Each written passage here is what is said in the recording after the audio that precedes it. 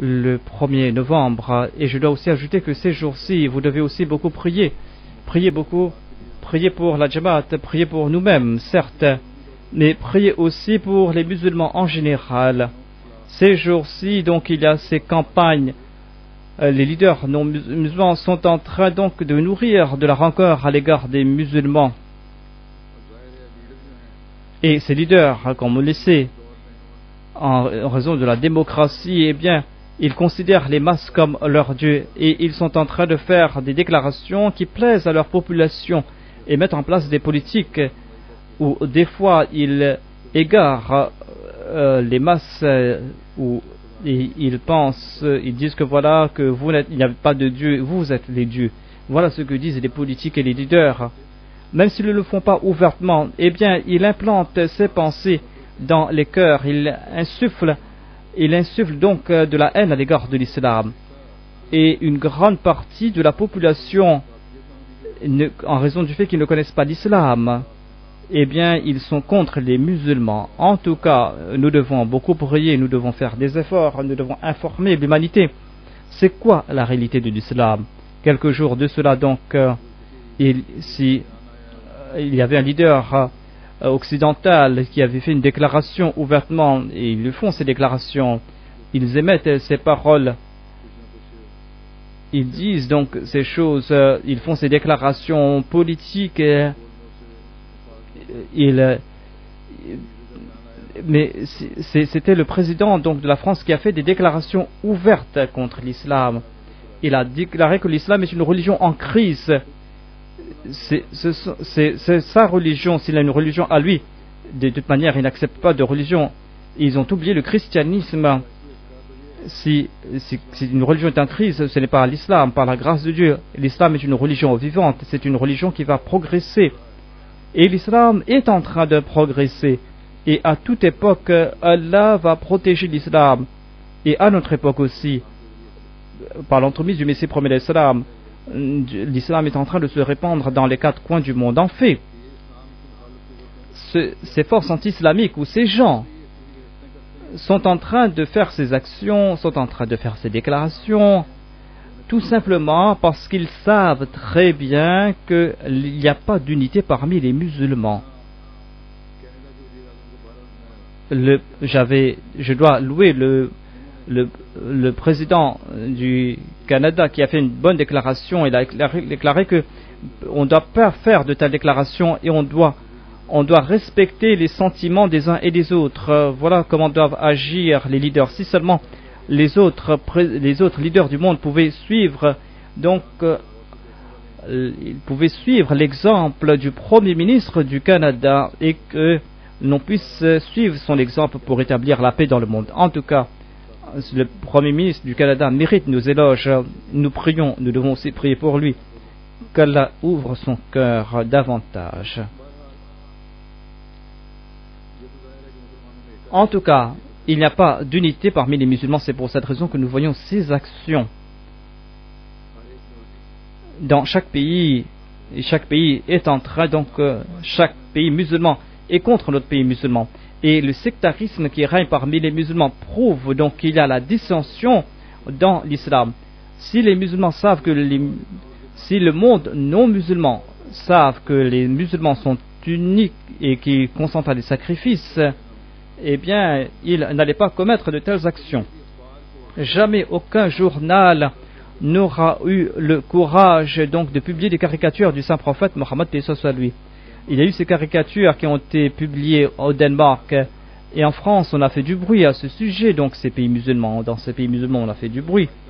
On a boycotté les produits de ces pays. Et ensuite, ces musulmans n'ont rien fait. Après quelques mois, cela n'a rien fait. C'était la Jamaat Ahmadiyya qui avait montré la vraie réaction. C'est la Jamaat Ahmadiyya qui avait présenté l'exemple béni du saint prophète Mohammed paix soit sur lui. Et cela a influencé nombre de gens, les leaders et les autres, et les populations ont loué cela. Nous sommes en train d'accomplir la même action aujourd'hui. Nous sommes en train d'informer ces gens que on ne doit pas défigurer l'image de l'islam en raison de l'action de quelques prétendus musulmans. un leader musulman, le président d'un pays, ne peut pas, en raison de l'action de quelques musulmans, dire que voilà, l'islam est en crise et attiser davantage les sentiments de ses populations, de sa population, en disant que voilà, nous sommes en conflit avec les pays musulmans. Ce sont ces personnes, ces mêmes leaders occidentaux qui sont en train d'attiser ces gens. Comme je l'ai dit, publier ces caricatures du saint prophète paix soit lui, outrager le saint prophète Mohammed paix soit lui, sont des actions qu'aucun musulman ne pourra endurer, et cela peut attiser les sentiments de certains musulmans, et cela se passe. Et c'est là que si un musulman commence à prendre la loi entre ses mains, eh bien, ce sont ces États non musulmans, ces autorités, c'est cette prétendue liberté qui est en train d'en être la cause. C'est cette prétendue liberté qui en est la cause. En tout cas,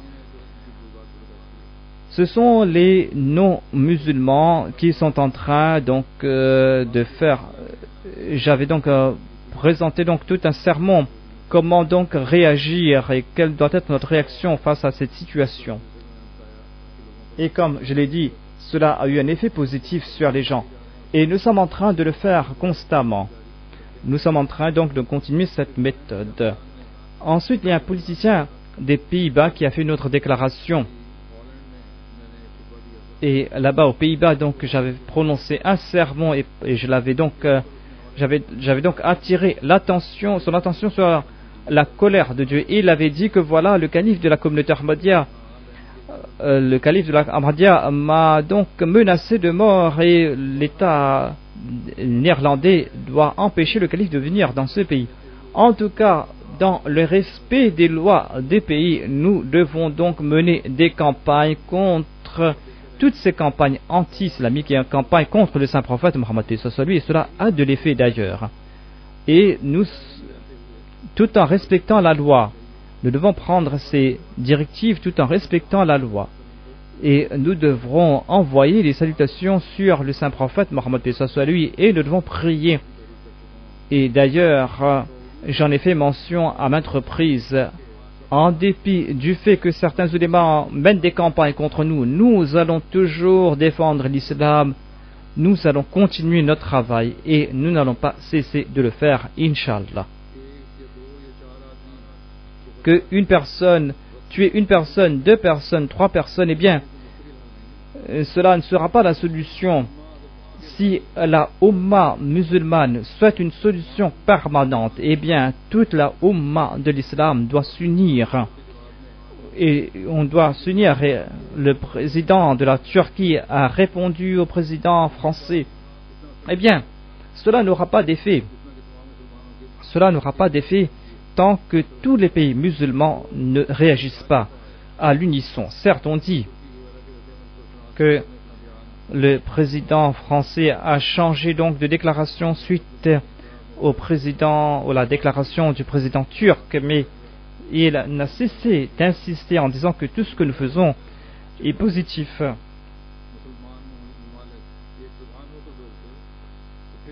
Mais si tous ces 60 pays musulmans parlent à l'unisson, eh bien le président de la France n'aurait pas fait pareille déclaration. Il aurait dû demander pardon. En tout cas, je voulais tout simplement dire ici que priez pour que au moins les pays musulmans puissent répondre à l'unisson face à cela. Et c'est là que nous allons voir en effet. Nous allons continuer à faire notre travail, à savoir que c'est la tâche des suivants du Messie du Saint-Prophète Mohammed à savoir de présenter le beau message de l'islam dans le monde entier.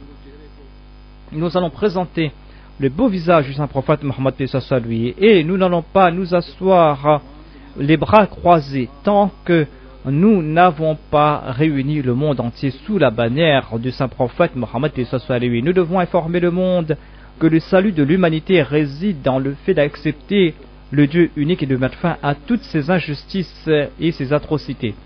Quelques temps de cela plutôt, j'avais écrit de nouveau, quelques mois de cela au cours de l'épidémie, j'avais écrit à plusieurs leaders musulmans, leaders du monde. J'avais écrit au président français et je l'avais averti aussi en disant que ces punitions viennent en raison de ces atrocités. C'est pour cette raison qu'il faut mettre fin à ces injustices et faire preuve d'équité et de faire des déclarations qui sont basées sur la vérité. Ainsi donc, nous avons assumé nos responsabilités quant à nous. On peut rejeter ces déclarations, ne pas accepter nos déclarations. En tout cas, nous devons toujours prier pour la Ummah de l'Islam. Qu'Allah fasse que la Ummah de l'Islam puisse accepter le serviteur parfait du saint prophète Mohammed lui et que le monde en général puisse réfléchir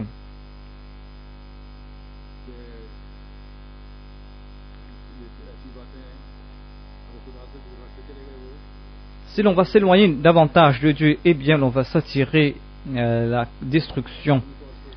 Et nous devrons nous aussi faire des efforts en général. Nous devons faire des efforts pour réunir le monde sous la bannière de l'unicité de Dieu.